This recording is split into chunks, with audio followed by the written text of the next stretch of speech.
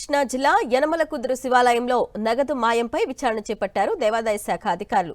అంతరాలయం హుండీ తాళానికి duplicate key తయారు చేసి నగదు చోరీ చేసినట్లు గుర్తించారు. ఆలయ ఈవో అర్చకులు కలిసి 10 లక్షలకు పైగా మాయం చేసినట్లు చెప్తున్నారు అధికారులు. చోరీ చేసిన సొమ్ము పంపకాల్లో తేడాలు రావడంతో వ్యవహారం బయటపడింది.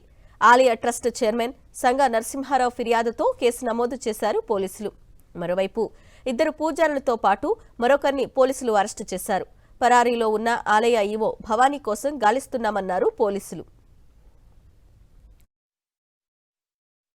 సిబ్బంది అందరి దగ్గర కూడా విచారణ చేశాము. అప్పటికే ఇక్కడ దాతైన సంగా నరసింహారావు గారు పోలీస్ స్టేషన్లో కూడా కేసు పెట్టడం జరిగింది. పోలీస్ డిపార్ట్మెంట్ వారు కూడా విచారణ చేయుచున్నారు. వాళ్ళు కూడా అందరి దగ్గర స్టేట్మెంట్లు తీసుకున్నారు. ఆ విచారణలో పోలీసులు అర్చకులను కూడా 2 అర్చకుల్ని అరెస్ట్ చూపించారు.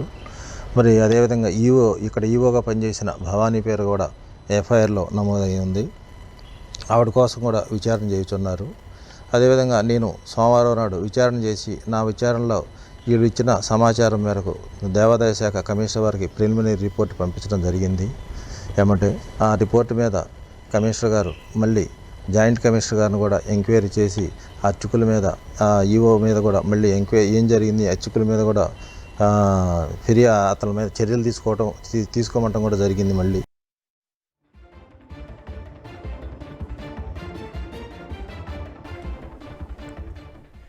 ఆలయాల్లో వరుస దొంగతనాలు కలకలం రేపుతున్నాయి. ఘటనకు సంబంధించిన డీటెయిల్స్ మా ప్రతినిధి అశోక్ అందిస్తారు. అశోక్, ఓవైపు రాష్ట్ర ప్రభుత్వం మేము దేవాలయాలన్నింటినీ కూడా కాపాడుతామని గొప్పలు చెప్తున్నప్పటికీ కూడా ఎక్కడ చూసినా సరే ఆలయాల్లో భద్రత కావచ్చు, లేదా భక్తుల భద్రత ఉండట్లేదు. అదే సమయంలో ఆలయాల్లో భగవంతునికి సంబంధించిన సంపదకు సంబంధించి కూడా ఏదైతే దొంగ చోరీలు జరుగుతున్న పరిస్థితి కనపడింది. తాజాగా కృష్ణా జిల్లా యనమలకుదురు శివాలయంలో ఒక 4-5 రోజుల క్రితం ఒక చోరీ జరిగింది. సుమారు 10 లక్షలకు పైగా స్వామివారి నగదు మాయమైన పరిస్థితి. అయితే ఈ నగదుకు వెనక ఏదైతే ఈ ఘటనకు సంబంధించి ఆలయ ట్రస్ట్ బోర్డు చైర్మన్ నరసింహారావు పోలీసులు ఫిర్యాదు చేశారు. దీంతో పోలీసులు విచారణ కూడా కొనసాగిస్తున్న పరిస్థితి. అదే సమయంలో దేవాదాయ శాఖ అధికారులు కూడా ఈ ఘటనపై విచారణ చేశారు. ఈ నగదు మాయం వెనక ఆలయ ఈవో భవానీతో పాటు ఆలయ అర్చకులు మరొక వ్యక్తి కూడా ఉన్నట్టుగా ఒక సమాచారం రావడంతో 2 ఆలయ అర్చకులను అలాగే మరొక వ్యక్తిని కూడా అరెస్ట్ చేశారు.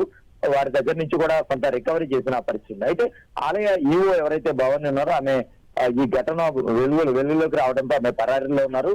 లాంగ్ లీవ్ పెడుతున్నానంటూ కూడా ఒక మెసేజ్ దేవాదాయ శాఖకు మెయిల్ ద్వారా పంపించిన పరిస్థితి. అయితే ఈ ఘటనపై పూర్తిగా దేవాదాయ శాఖ అధికారులు ఇంకా విచారణ కొనసాగిస్తున్న పరిస్థితి కూడా మనకు కనిపిస్తారు. Okay Ashok, thanks for the details.